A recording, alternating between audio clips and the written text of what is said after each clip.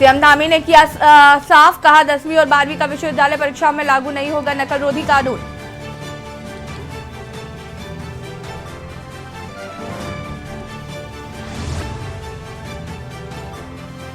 तेरह सौ 57 गांवों में नियमित पुलिस व्यवस्था शुरू, सीएम धामी ने किया 6 नए थानों और 20 चौकियों का शुभारंभ।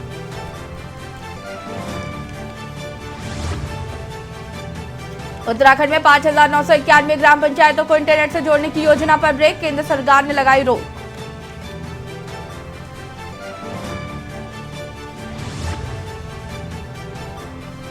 ओम अल्लाह विवाद पर संतों ने दी प्रतिक्रिया, हरिद्वार में ओम अल्लाह विवाद पर संतों की प्रतिक्रिया, मुस्लिम अल्लाह की जगह ओम का उच्चारण करने को स्वतंत्र। आईएएस समेत कई अधिकारियों के प्रभार में हुआ फेरबदल, रविनाथ रमन बने सचिव राज्यपाल।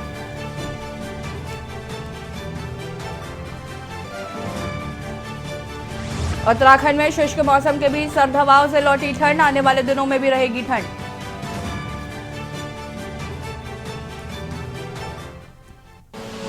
आप देख रहे हैं के न्यूज, खबरों का सारथी। नमस्कार, खबर उत्तराखंड में आप सभी का स्वागत है। मैं हूं आपके साथ यशी शुक्ला। देहरादून से खबर। देहरादून के शहीद स्मारक में धरना प्रदर्शन कर रहे बेरोजगार युवाओं पर पुलिस ने मुकदमा दर्ज किया। एसएसपी देहरादून दिलीप सिंह कुंवर ने बताया कि बेरोजगार संघ द्वारा किए गए धरना प्रदर्शन के बाद जिलाधिकारी देहरादून द्वारा संपूर्ण देहरादून जनपद में धारा 144 लागू कर दी गई थी और इस दौरान बेरोजगार संघ से जुड़े कुछ युवाओं द्वारा धारा 144 का उल्लंघन करते हुए कचहरी परिसर स्थित शहीद स्मारक पर लगातार धरना प्रदर्शन किया जा रहा। कचहरी में जैसा मैंने आपको कल बताया कि इसमें मैक्सिमम जो बच्चे आंदोलनरत हैं उसमें 80% बच्चे यहाँ से निकल गए हैं, 20% बच्चे लगभग रहे हैं और ये एक खास ग्रुप के बच्चे हैं। इनको भी हमने विभिन्न स्तरों पर स्थानीय प्रशासन, पुलिस प्रशासन और अलग अलग संगठनों ने इनको बहुत समझाया बुझाया, लेकिन ये नहीं मान रहे हैं और धारा 140 का स्पष्ट उल्लंघन पाए जाने के कारण इनके विरुद्ध जो है सुसंगत धारा 188 आईपीसी के तहत मामला पंजीकृत किया गया है। अभी भी कचहरी परिसर में जहाँ पर ये बैठे हुए हैं उस परिसर में धारा 140 लागू है। मेरे सभी लोगों से निवेदन है कि कृपया करके इसका उल्लंघन न करें। जो उल्लंघन करेगा उनके विरुद्ध विधिक कार्रवाई की जाएगी।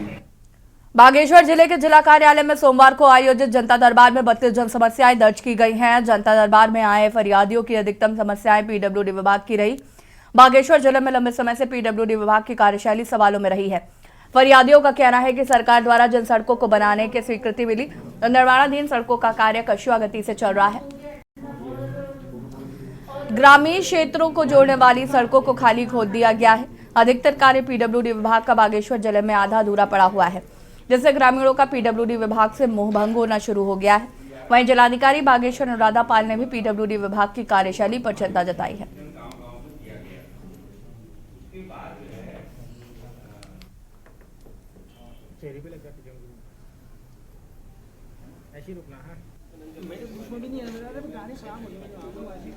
हमारी समस्या है रोड की।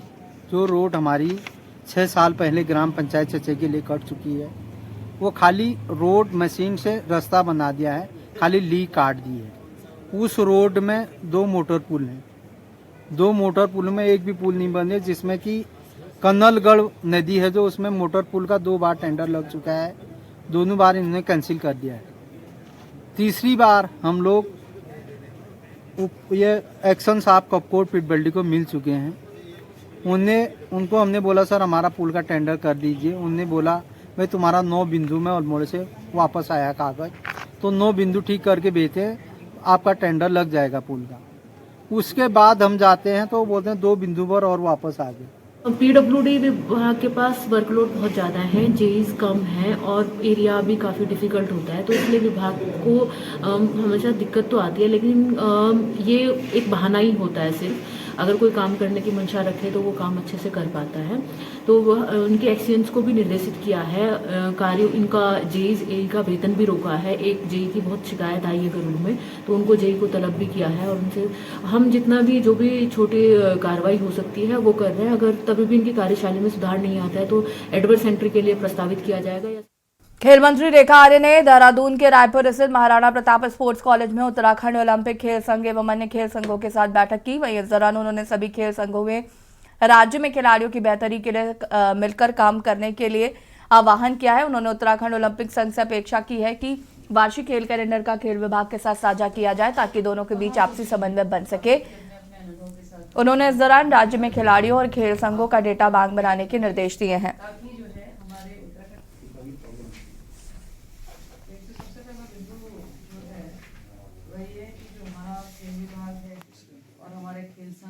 देखिए, उत्तराखंड जो है वो 38वें राष्ट्रीय खेल का आयोजन करने जा रहा है 2024 में। एक तो 2024 में जो राष्ट्रीय खेल का आयोजन होने जा रहा है उस निमित्त भी, और इस निमित्त भी किस प्रकार से हमारे प्रदेश में खेल और हमारे खिलाड़ी उनका भविष्य हम किस प्रकार से और बेहतरीन कर सकते हैं उसको लेकर उनसे चर्चा, और साथ में किस प्रकार से हम दोनों समन्वय बना के साथ में काम कर सकते हैं, खेल विभाग भी और उत्तराखंड ओलंपिक एसोसिएशन और उससे जुड़े हुए जो पंजीकृत एसोसिएशन है, किस प्रकार से हमारे बच्चों को जो है बिल्कुल ग्रामीण स्तर से लेकर हमारे बच्चे जो खेल उनके अंदर प्रतिभा है उनको किस प्रकार से हम लोग निखार सकते हैं। तो इस बारे में आज उन सब के जो है विचार लिए गए हैं, सुझाव भी लिए गए हैं।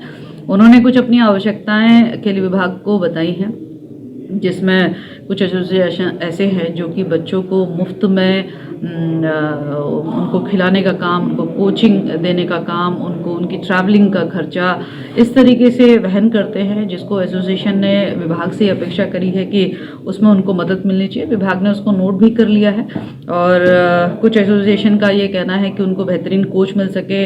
कुछ एसोसिएशन का कहना है कि जो खेल महाकुंभ हो रहा है तो उनकी जानकारी में नहीं है, तो वह भी हम लोगों ने समय कहा है कि एक दूसरे के साथ में समन्वय हम लोग बनाएंगे। और यहाँ रुकेंगे छोटे से ब्रेक के लिए, जल्द हाजिर होते हैं। पार्टी को मजबूत करने में लगे हैं। इन्हीं तैयारियों के बीच महाराष्ट्र के राज्यपाल रहे और उत्तराखंड के पूर्व मुख्यमंत्री भगत सिंह कोश्यारी का इस्तीफा भी मंजूर हो गया है।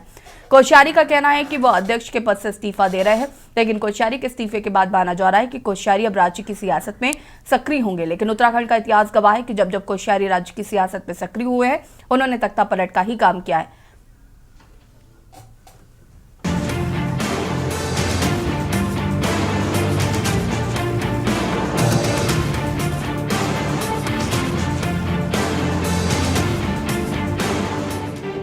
उत्तराखंड में अगले साल होने वाले लोकसभा चुनाव के दंगल से पहले राज्य में अभी से सियासी घटनाक्रम तेज हो गए हैं। एक तरफ जहां कांग्रेस के दो बड़े नेता हरक सिंह रावत और हरीश रावत हरिद्वार से ताल ठोक रहे हैं, तो दूसरी ओर प्रीतम सिंह ने लोकसभा चुनाव लड़ने से ही साफ इंकार कर दिया है। प्रीतम सिंह का आरोप है कि पार्टी ने उन्हीं लोगों को जिम्मेदारी दी है जिन्होंने 2019 के लोकसभा चुनाव में हराने का काम किया था। वहीं सत्ताधारी दल बीजेपी लोकसभा चुनाव के लिए बूथ स्तर पर पार्टी के मजबूत करने में लगी हुई है। इन्हीं तैयारियों के बीच महाराष्ट्र के राज्यपाल रहे और उत्तराखंड के पूर्व मुख्यमंत्री भगत सिंह कोश्यारी का इस्तीफा भी मंजूर हो गया है। कोश्यारी का कहना है कि वह अध्ययन के लिए इस्तीफा दे रहे हैं, लेकिन कोश्यारी के इस्तीफे के बाद माना जा रहा है कि कोश्यारी अब राज्य की सियासत में सक्रिय होंगे। वहीं जानकारों का कहना है कि कोश्यारी शांत बैठने वाले नेता नहीं है। वहीं बीजेपी का दावा है कि कोश्यारी के अनुभव का पार्टी को काफी लाभ मिलेगा, जबकि कांग्रेस कोश्यारी पर हमलावर है। जो हमारे श्रद्धेय भगत सिंह कोश्यारी जी हैं, बिल्कुल पूरे, क्योंकि महाराष्ट्र के वो महामहिम भी रह चुके हैं और साथ में यहाँ उत्तराखंड देवभूमि के पूर्व मुख्यमंत्री रहे हैं। राजनीति क्षेत्र में कहो, सामाजिक क्षेत्र में रहो, उनका एक बहुत ही बड़ा योगदान है भारतीय जनता पार्टी के लिए। बहुत ही शीर्ष वो नेता हैं और निश्चित रूप से उनकी जो उनका पार्टी पूरा उनका लाभ लेगी। उनकी योग्यताओं का, क्षमताओं का, उनके अनुभव का निश्चित रूप से लाभ मिलेगा। जब तक टिकट डिक्लेयर नहीं होता, अभी तो चुनाव भी डिक्लेयर नहीं हुआ, हर नेता का हक है, अधिकार है, वो अपने लिए काम करे, पार्टी के लिए काम करे। और दोनों नेता पार्टी को मजबूत करने के लिए लगातार मेहनत कर रहे हैं। इसमें आपसी झगड़ा कहाँ है? हरक सिंह जी भी कांग्रेस को मजबूत करने के लिए लगातार प्रयास कर रहे हैं और हरीश रावत भी कांग्रेस को मजबूत करने के लिए प्रयास कर रहे हैं। हाईकमान तय करेगी किसको चुनाव लड़ना है, तो इसमें कोई विवाद या झगड़ा नहीं है। रही भगत सिंह कोश्यारी जी की बात, तो भाई जैसा करोगे वैसा भरोगे। ऑपरेशन लोटस के तहत उन्होंने लोकतंत्र में चुनी हुई सरकार को गिराने में मदद की। ये बहुत सामान्य सी बात है और मुझे लगता है एक मुद्दा इसलिए नहीं है, कांग्रेस में ये सब चीजें होती रहती हैं और ये आज का बात नहीं है। एक बार पहले चले गए थे, वहाँ हरिद्वार चले गए थे प्रीतम सिंह चले गए, ब्रह्मचारी जी के पास चले गए, तब भी तो बात उठी थी। तो कांग्रेस में कब नहीं होता? और कांग्रेस में नहीं होता क्या बीजेपी में नहीं होता? सभी जगह होता है। अगर बीजेपी में नहीं हुआ होता तो त्रिवेंद्र सिंह को क्यों हटाया गया? खडूरी जी को क्यों हटाया गया? निशंक जी को क्यों हटाया गया? तो ये तो नैरेटिव बनाया जाता है, नैरेटिव थोपा जाता है प्रेस पर कि आप इस तरह से भी करो, इस लाइन पे करो, तो इसलिए भी होता है। वरना राजनीति में कोई भजन करने तो नहीं आता ना। राजनीति का मतलब राज करने के लिए आता है, सत्ता के लिए आता है। आप कांग्रेस प्रदेश अध्यक्ष करण माहरा को हरक हरीश की तैयारियों को पार्टी के हित में बता रहे हूं, लेकिन सबको पता है कि हरक हरीश के बीच कितनी दूरी है। हरीश रावत की सरकार को गिराने के पीछे हरक सिंह का ही हाथ था और हरक की कांग्रेस में वापसी का भी हरीश रावत ने पुरजोर विरोध किया था। हालांकि बेमन से हरीश को हरक का स्वागत करना पड़ा और अब लोकसभा चुनाव से पहले हरक सिंह रावत और हरीश रावत एक बार फिर आमने सामने हैं। हरक सिंह रावत ने तो खुलकर चुनाव लड़ने की ताल ठोकी है, लेकिन हरीश रावत फिलहाल कन्नी काटते हुए नजर आ रहे हैं। पार्टी से ये निवेदन किया है कि अगर मैंने विधानसभा चुनाव के समय में जब मैं कांग्रेस में सम्मिलित हुआ तो मैंने पार्टी हाईकमान से कहा था कि मैं चुनाव विधानसभा का नहीं लड़ना चाहता हूं, लेकिन अभी मैंने पार्टी से कहा है कि भाई लोकसभा में अगर पार्टी विचार करती है तो मैं लोकसभा चुनाव लड़ सकता हूं और मैंने अपनी इच्छा जताई है। देखिए, पार्टी के अपने बड़े नेताओं को, संगठन के लोगों को अपनी भावना से अपनी इच्छा जरूर व्यक्त की है कि अगर आप पार्टी मौका देगी तो मैं चुनाव लड़ने के लिए मेरी इच्छा है और बेहतर तरीके से लड़ूंगा। कुल मिलाकर लोकसभा चुनाव से पहले राज्य में सियासी घटनाक्रम तेजी से बदलते हुए दिखाई दे रहे। सवाल है कि क्या भगत सिंह कोश्यारी उत्तराखंड में ही रहकर यहां की राजनीति में शांत बैठे रहेंगे? क्या हरक हरीश की एक ही सीट से तैयारी पार्टी में किसी बड़े बवाल को जन्म दे रही है? क्या सीएम धामी को अपने राजनीति गुरु भगत सिंह कोश्यारी का साथ मिलेगा? ऐसे अनगिनत सवाल हैं जिसके जवाब का सभी को इंतजार है। देहरादून से के न्यूज इंडिया के लिए अंकित काला की रिपोर्ट। और यहाँ रुकें छोटे से ब्रेक के लिए, जल्द हाजिर होते हैं। आप देख रहे हैं के न्यूज, खबर सारथी। के बाद एक बार फिर से आप सभी का स्वागत है। खबर हल्द्वानी से है, जहां पर किताबों से दूर हो रहे छात्रों को उन्हें पढ़ने के लिए प्रोत्साहित करने के उद्देश्य से शिक्षा शास्त्र विभाग की ओर से इन दिनों MBPZ डिग्री कॉलेज में पुस्तक प्रदर्शनी का आयोजन चल रहा है। यहाँ लगे स्टॉल में तमाम पुस्तकें शामिल है, जिनके प्रति छात्रों में खासा रुझान देखने को मिला है। छात्र अपनी पसंदीदा किताबें ढूंढते नजर आए। वहीं बातचीत पर छात्रों ने बताया कि किताब पढ़ने के कितने फायदे होते हैं। किताबों को अपने सम्मुख रख पढ़ना ज्यादा फायदेमंद होता है। हालांकि आजकल ऑनलाइन सारी पुस्तकें मिल जाती हैं, पर असली मजा हाथ में किताब लेकर पढ़ने में ही आता है।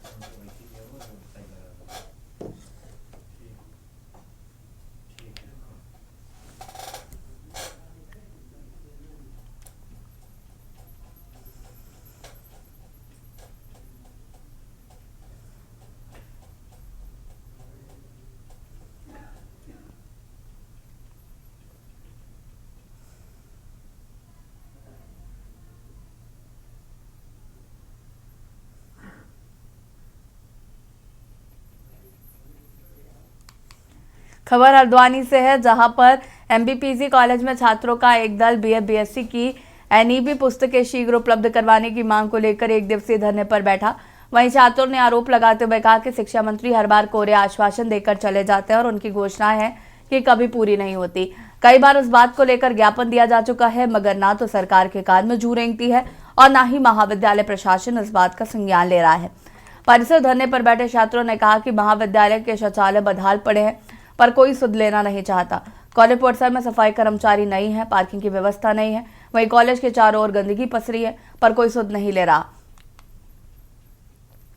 छात्रों ने दो टूक कहा कि यदि उनकी मांगे जल्द नहीं सुनी गई तो वो अनिश्चितकालीन धरना देकर बाध्य होंगे। हमारी कॉलेज की 3 मांगे हैं। एक NAP द्वारा जो बुक्स हमारे कॉलेज में अभी तक फर्स्ट सेमेस्टर हो चुका है, उसकी एग्ज़ाम हो चुके हैं, सब कुछ हो चुका है। अब द्वितीय दोबारा एडमिशन चालू होने के प्रोसेस में है और अभी तक यहाँ कोई बुक तक नहीं पहुँची है। और सरकार को इतनी शर्म नहीं है, पूरे प्रदेश भर में इतने धरने हो रहे हैं, कोई पटवारी, कभी पेपर लीक हो जा रहा है, कभी कुछ हो जा रहा है और सरकार को इतनी शर्म नहीं हो रही है कि अभी तक किसी भी मुद्दे पे किसी भी सरकार ना हमारे पुष्कर सिंह धामी जी ना हमारे धन सिंह रावत जी किसी मुद्दे पर भी बोले नहीं है। बस हमारे कॉलेज में आते हैं और 2-3 भाषण दे के चले आते हैं कि हम ये करेंगे वो करेंगे और यहाँ कुछ होता नहीं है। नगरी चौपट राजा धन सिंह रावत जी और माननीय पुष्कर सिंह धामी जी जो इस प्रदेश को कहते हैं कि हम एक अच्छा प्रदेश बनाएंगे, शिक्षित प्रदेश बनाएंगे। धामी जी हमारे कॉलेज में आके कहते हैं और हमारे माननीय धन सिंह रावत जी कहते हैं कि हम एनईपी की नई शिक्षा नीति इस कॉलेज में ले आएंगे। अभी तक बच्चा बेहाल हो रहा है वहाँ। इन्होंने शिक्षा का ऐसा हाल कर दिया कि छात्र इतना बेहाल हो गया है, वहाँ लाइब्रेरी में जा रहा है, लाइब्रेरी में पुस्तकें नहीं है। हमारे कॉलेज जो सबसे बड़ा महाविद्यालय माना जाता है, एमबीपीजी कॉलेज कुमाऊं का सबसे बड़ा महाविद्यालय माना जाता है, सरकार कहती है सबसे बड़ा महाविद्यालय है। और इस महाविद्यालय में आप आगे हाल देखिए। मैं धन सिंह रावत जी को ओपन चैलेंज देता हूँ कि धन सिंह रावत जी एक बार आप कॉलेज में आइए, सिर्फ भवन में बैठ के भाषण मत दीजिए, एक बार जमीनी हकीकत जानिए, टॉयलेटों में आइए, हमारी पुस्तकालय में आइए। खबर पौड़ी से है, जहां सीएम पुष्कर सिंह धामी दौरे पर रहे। वहीं विकास भवन सभागार में आला अधिकारियों के साथ समीक्षा बैठक भी की। इससे पहले सीएम धामी एनसीसी कैडेट्स और अन्य प्रतिभावान छात्रों से मुलाकात कर चुके हैं। छात्रों के पलायन रोकथाम पर सुझाव के लिए सीएम धामी से छात्रों ने शिक्षा, स्वास्थ्य, पेयजल, सड़क जैसी मूलभूत सुविधाओं के न होने और पहाड़ों में गुलदार भालू के हमले लगातार बढ़ने को पलायन का मुख्य कारण बताया है। वहीं खेती को नुकसान पहुंचा रहे जंगली जानवरों से निजात दिलाने पर संवाद किया गया। इसके लिए कलेक्ट्रेट भवन को नया लुक देने, शहर में म्यूजियम बनाने और साहसिक खेलों से जिले की दशा बदलने पर जोर दिया गया है। मैं सर्वप्रथम माननीय मुख्यमंत्री जी का बहुत बहुत आभार व्यक्त करता हूं कि अभी कुछ दिन पूर्व मेरी बात हुई और मैं उनसे मिलने गया था कि पौड़ी में 9 फरवरी को देहरादून में पुलिसकर्मियों पर हुए पथराव मामले में कुछ अराजक तत्वों को चिन्हित किया गया था।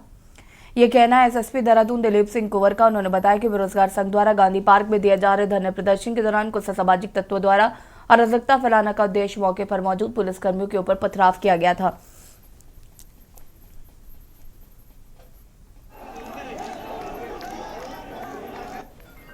फरवरी को गांधी पार्क के सामने पुलिस पार्टी के ऊपर, पुलिस हमारे अधिकारी कर्मचारी के ऊपर जिन्होंने पत्थरबाजी की और पत्थरबाजी करते हुए हमारे अधिकारी कर्मचारी घायल हुए थे, सरकारी संपत्ति का नुकसान हुआ था, व्यापारिक प्रतिष्ठान को नुकसान पहुंचाया गया था। ऐसे सभी लोगों को हम लोग चिन्हित कर रहे हैं। बहुत सारे चिन्हित हो गए हैं और ऐसे चिन्हित पत्थरबाजों के खिलाफ बहुत कठोर वैधानिक कार्रवाई हम लोग करने जा रहे हैं। बुलेटिन में इतना ही। देखते रहिए के न्यूज़ ज़रिया। नमस्कार।